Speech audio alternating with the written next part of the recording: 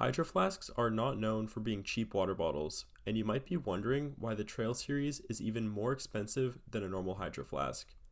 In this video, I'm going to see how the Hydro Flask Trail Series stacks up. Trail Series Hydro Flasks are meant to be lighter than their normal insulated water bottles, and they come in metallic blue, brown, or silver, which are unique to Trail Series. This is my 40-ounce bottle, and the first thing that caught my eye was how tall it is. It's basically the F350 Platinum of water bottles. And unfortunately, even though it is narrower than a normal Hydro Flask, it isn't narrow enough to fit in most cup holders, and its extra height and smooth finish make it easier for it to slide out of your bag too. I would say that's probably the main downside of this water bottle overall, but you can mitigate it by just using a carabiner or something to actually just connect it to your backpack.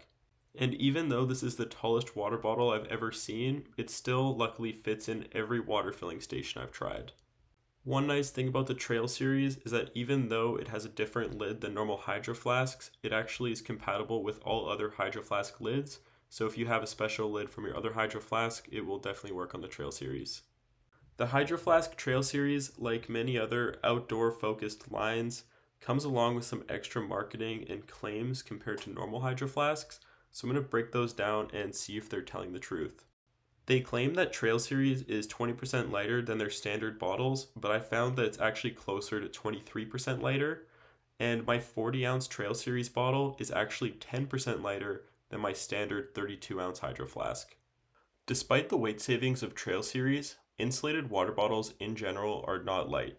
There are many lighter options than Nalgene's, but even so, my Nalgene is still less than half the weight of either of my Hydro Flasks. Like I said, this is basically the F350 Platinum of water bottles. The weight savings aren't free though. I think the steel that was used is definitely thinner than what was used for normal ones because I've already got a couple small dents on the shoulder even though I haven't dropped it a single time. I'm pretty sure it got those from just being in my backpack, which definitely never happened to my blue one. One piece of Trail Series marketing that seems kind of weird is their insulation claim.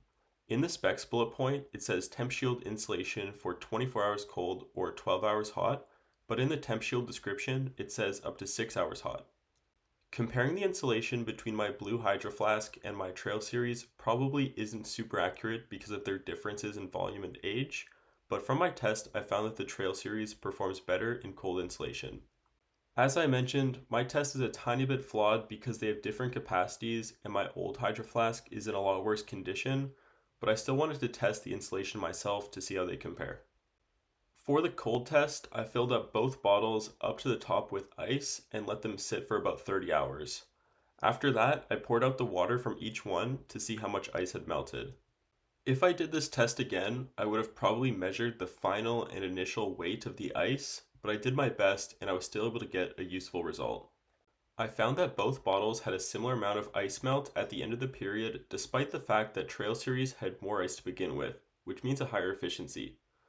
I think this is mostly due to the wear and tear on my blue one, but I believe that Trail Series keeps cold equally or better than standard Hydro Flasks. I also think that it would perform better if you were storing it in the sun due to its shiny finish.